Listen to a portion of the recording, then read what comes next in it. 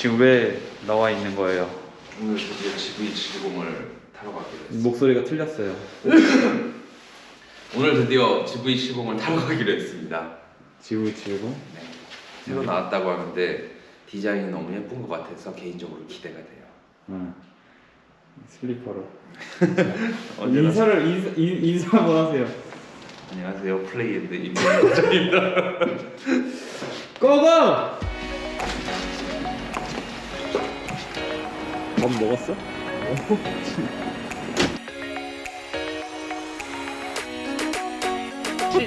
7,089만 원. 비쌉니다.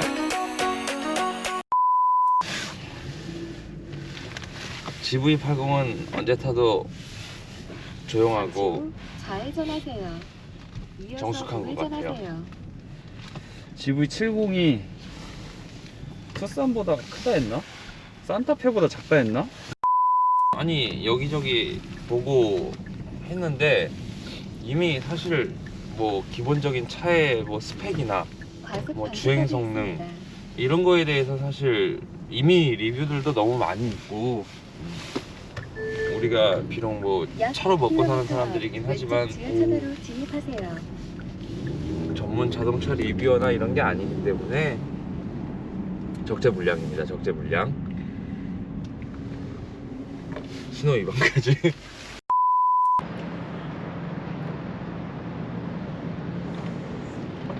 아니 어떻게 딱 GV70이 옆에 서 있네? 네, 지금 GV80을 타고 와서 GV70을 타는데 그렇게 크게 이질감이 느껴지나요? 전혀 없어요.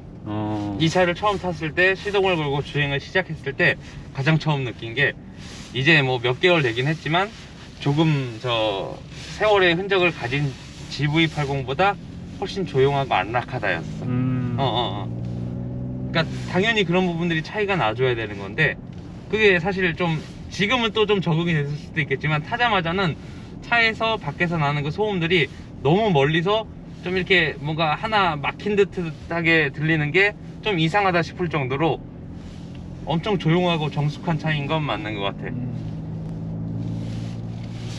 그리고 뭐 차가 어차피 이거 배기량도 지금 저 내가 운행하고 있는 GV80보다도 크고 마력수도 훨씬 높고 해서 주행적인 것도 뭐 전혀 차이가 없을 거고 어차피 엔진 라인업들은 다 지금 같게 나오니까. 근데 이제 정숙성이나 이런 뭐 핸들의 떨림 이런 것만 봐도 지금 GV80 내가 타고 온 GV80보다는 더 좋은 느낌이 오히려. 그리고 HUD 좀 이따 영상 하나 찍으면 좋겠는데 HUD가 훨씬 더 화면이 크고 선명하고 오밀조밀하고 더 많은 정보를 내줄 수 있게 또 GV80, G80보다 반 단계 정도는 업데이트가 된 것 같아요. 저 하남 IC, 하남시청 이런 정보들과 저 위엔 도착시간 몇 킬로 남았는지 이런 저 집약된 정보들이 한 번에 나오니까 전에 것들보다 훨씬 보기도 좋고. 그러니까 우리가 아까 말했던 저 내비게이션의 증강현실 저런 걸 여기 띄워줘야 돼. 그치. 작더라도 지금 저 파란색으로 나오는 저 내가 가야 할 진행 방향 그게 살짝 뭐 이렇게 색깔의 변화라거나 움직이는 걸로 그쪽으로 나는 증강현실을 적용하는 게 훨씬 더 운전에도 도움이 되고 보기에도 좋고. HUD 바뀌었네. HUD 바뀌었어. 한 세대. 그러니까 완전 그 레이아웃도 완전 달라. 그러니까. 차 모양도 없고 핸들이 그냥. 그러니까 뭐 핸들 모양은 이게 조향을 해주고 있는지 아닌지 보라고 있는 것 같긴 한데 크루즈 컨트롤도 키면 이렇게 앞에 거리 조절 이런 것들이 뭔가 좀 낯설긴 하다. 근데 단계는 여전히 4단계기는 하네. 어저께 이제 페이퍼 스펙을 쭉 보다 보니까 느낀 게 저 이 차가 지금 3.5T의 트윈 터보 차량인데 연비가 되게 안 좋아요. 아마 K9보다 안 좋을 거야. 8.6km 정도로 본 것 같은데 이 차를 뭐 그냥 저 세컨카로 타서 연비나 뭐 이런 거 상관없이 재밌게 신나게만 탈 사람들에겐 전혀 뭐 상관없는 얘기겠지만 디젤 모델이 있는데 디젤 모델의 연비가 13km 정도 나와요. 거의 40% 정도 차이가 나는데 장거리를 많이 탄다거나 내 1년 주행거리가 꽤 된다는 분들에게 이거는 생각보다 큰 저 유지 비용의 차이로 다가올 수가 있어요. 그러니까 디젤의 연비가 12km 나오는 건 전혀 놀라운 일은 아니지만 가솔린 차량의 요 크기 요런 등급 사이즈의 차가 연비가 8.5km, 8.6km라는 얘기는 이거는 한번 생각을 해봐야 되지 않나.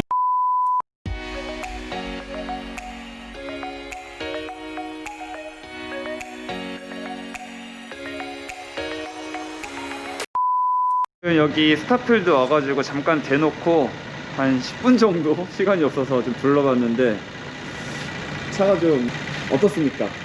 그 인터넷 매체에서 접한 것보다 실물 이미지가 낫기는 한 것 같은데 뭐 급의 차이가 있겠죠. 가격의 차이도 있고 하다 보니까 조금 아쉬운 부분들이 계속 눈에 걸려요. 아쉬운 부분들이 보이지만 또 한편으로 가격대를 생각해보면 어쩔 수 없는 거지 않나.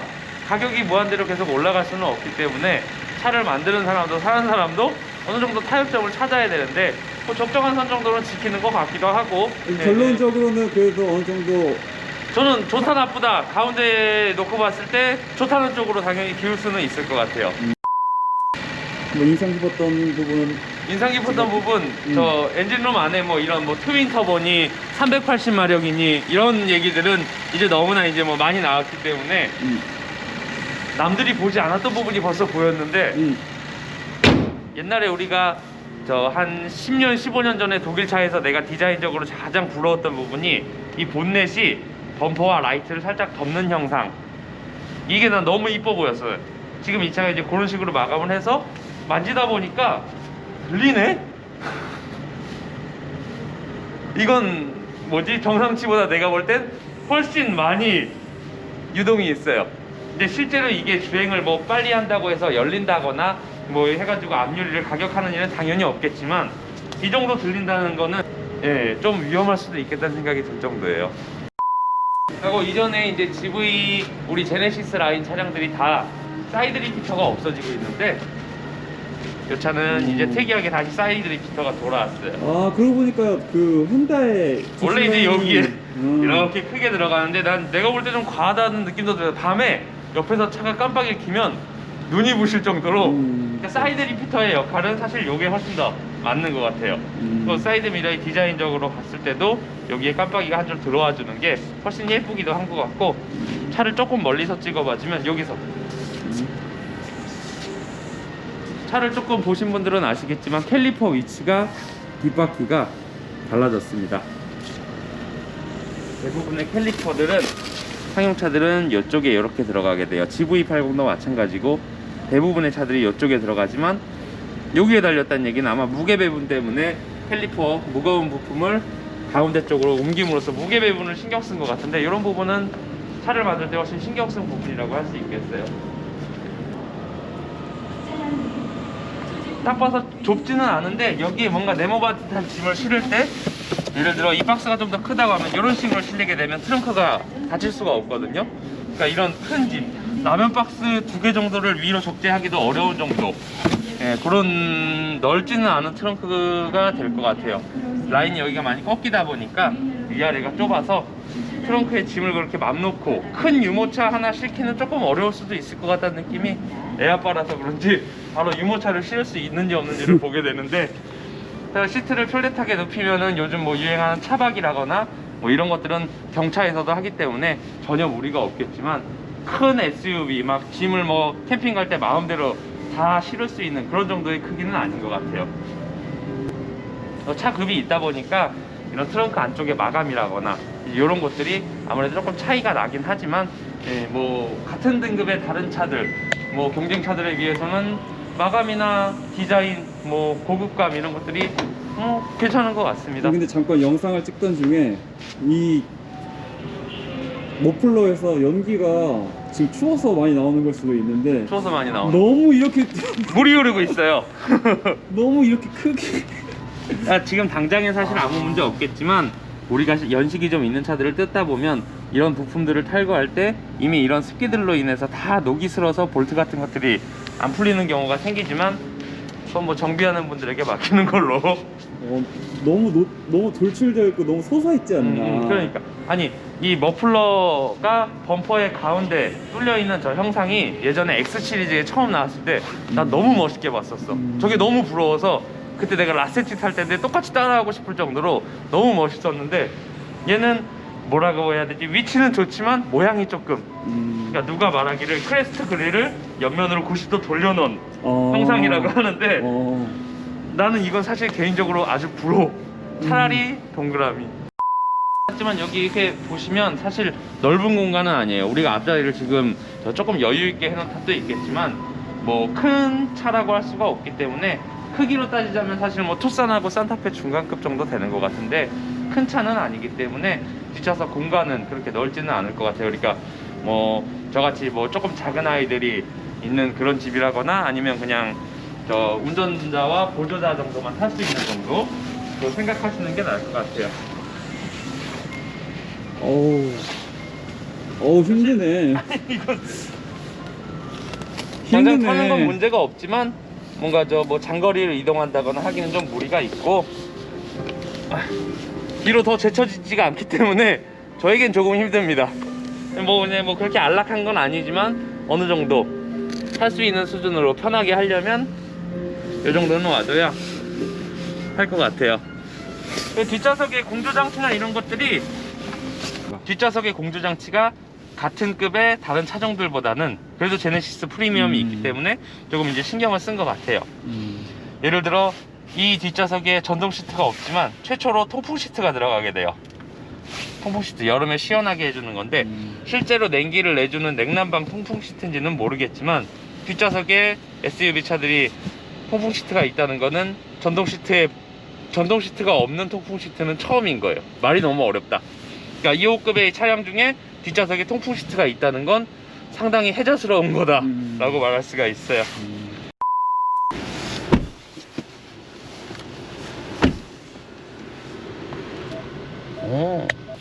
우리 전에 터치 공조기 얘기를 더 뉴 그랜저 처음 나왔을 때 터치 공조기가 처음 적용돼서 얘기를 나눴었는데 내가 이 디지털 판넬들이 크게 마음에 들지 않는 이유가 이런 실제 버튼들처럼 조작감이 실제로 좀 떨어진다는 느낌이 있었어요.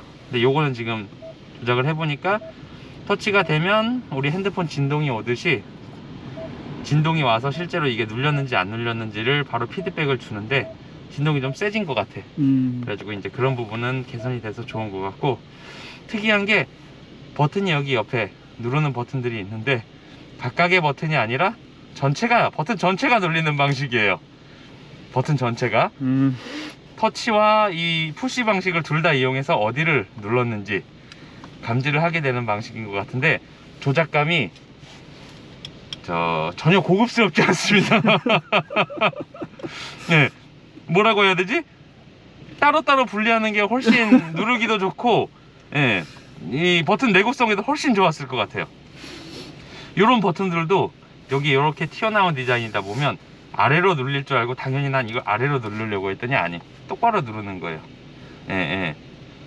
요거는 타서 실제로 보고 만져본다면 뭔가 이질감이 들 수 있는 부분인데 요거를 이렇게 당연히 아래쪽으로 누르게 될 줄 알았는데 앞쪽으로 눌러야 되는 거더라고요. 이런데 이제 앰비언트가 나오고 이런 부분은 다른데 앰비언트가 없는 대신 여기에 지금 나오는 게 다른 차들이랑 좀 다른 점인 것 같은데 기존 G80이나 GV80이 앰비언트가 너무 약하고 안쪽에 숨어 있어서 안 보인다는 지적들이 많이 있었던 것 같은데 이렇게 직접 노출시키는 게 훨씬 더 느낌이 젊고 이뻐 보이기는 한 것 같아요. 근데 요 뭔가 어색한 센터페시아 중에서 활용 정점을 찍는 게 요거 이제 뭐 많이 리뷰들 보시고 했겠지만 새로 적용된 기술 이제 지문 인식 기술인데 여기가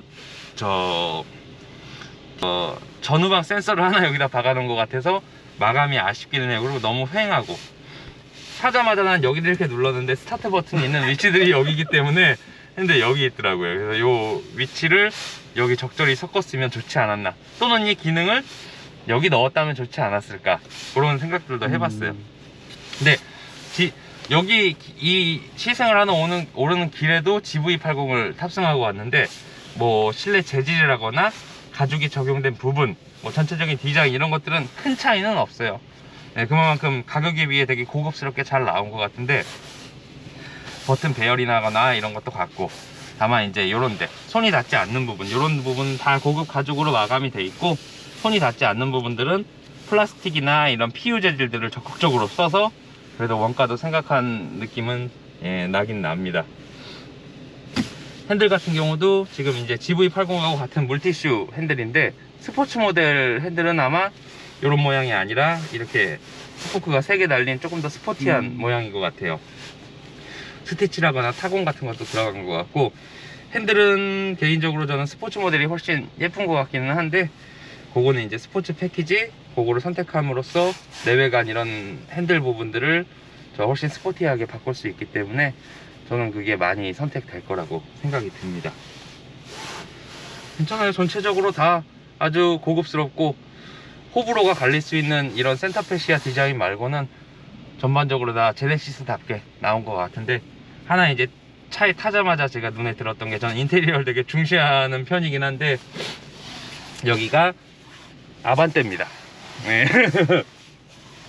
천으로 되어 있는 그냥 직물 재질로 되어 있는 건데, 요 차의 다른 마감들과 사실 전혀 융합되지 않아요. 원가 차이가 크게 나지 않는다면 이런 부분은 당연히 요즘 추세에 맞게 고급감 있게, 알칸타라는 아니더라도 스웨이드 정도는 적용을 해서 조금 신경을 썼었으면 훨씬 좋을 것 같아요. 왜냐면 룸밀러, 뭐 여기 저 룸램프, 핸들, 대시보드 이런 부분은 다 G80, GV80에 견줄만 할 부분인 것 같은데, 이런 부분은 너무 아쉽지 않나, 네, 그런 생각이 듭니다. 이제 남은 시승 시간이 8분. 짧습니다. 이게 저 이름 없는 유튜버의 소름이라고 할까? 네. 근데 지금 이 차 3.5T에 이 정도 가격, 이 정도 옵션 가격이면 뒤에 가격표가 있었나? 이게 지금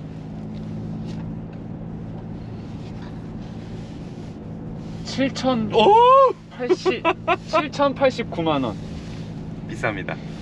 비쌉니다.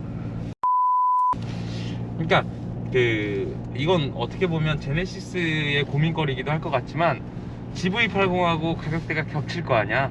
당연히 뭐 제일 싼 차라면 이게 뭐 4,000대 스타트이기 때문에 서로 뭐 비교 대상이 아니겠지만, 어느 정도 배기량도 큰 걸 선택하고 옵션들을 넣다 보면 이거는 저 GV80의 어느 정도 기본 등급을 충분히 사고도 남을 만하게 되고, 물론 아반떼 사러 가서 풀옵션 사다 보면 소나타 고르고 그 다음에 그랜저 고르고 한다는 뭐 그런 건 있겠지만, 이 정도 가격대가 겹친다면 실수요자 입장에서 글쎄 GV80을 두고 GV70을 선택할 만한 결정적인 요소가 있을까? 왜냐면 크기 작고 배기량은 같고, 배기량이 같다는 얘기는 세금이라거나 유지 비용 등이 비슷하다는 얘기인 건데, 그렇다면 왜 굳이 한 단계 작고 뭐가 조금 아쉬운 GV70을 선택해야 될지, 제네시스가 어떤 생각으로 이렇게 라인업을 만들었는지는 좀 궁금하네요. 지금 말을 하다 보니까 드는 생각이, 이 차의 경쟁 상대는 X3나 뭐 GLC라거나 볼보 그 차들이 아닌, 오히려 같은 저 식구인 현대차 투싼이랑 비교하긴 뭐하고 GV80이 가장 큰 아쉽지만 시승은 여기서 종료가 되었습니다. 네, 아까 난 이걸 GV80을 타다 GV70을 탔을 때 되게 조용하고 아늑하다, GV80에 비해. 다시 이걸 탔더니 이게 당연히 뭐 달리는 도로나 주변 여건, 뭐 속도라는 이런 차이도 있겠지만, 또 이렇게 보니까 이것도 충분히 아늑한 느낌이 드는 게 사람이 간사한 건지. 근데 옵션 선택을 잘해서, 우리 마지막에 말했던 것처럼 옵션 선택을 잘해서 필요한 것들로만 잘 채워 넣으면 뭐 가성비가 나쁜 차라고 말할 수는 절대 없을 거예요. 이제 저 제네시스 마크 하나만으로 판매량에 영향을 받을 수가 있는 거라는 건 충분히 입증이 됐기 때문에, G70 스팅어 때 정말 쇼킹이었지만 제네시스 마크 하나만으로도 더 잘 팔리고 비싸게 팔 수 있다는 건 어느 정도 입증이 됐기 때문에 소비자의 현명한 선택으로 더 좋은 가성비를 만들어낼 수 있을 것 같아요. 뒤 차고 정말 높아, 진짜 높아. 이거 오프로드용 차들로 만들었다고 해도 믿을 정도로 뒤 차고가 어마무지하게 지금 주행 중이니까 더 높아진 것 같은데?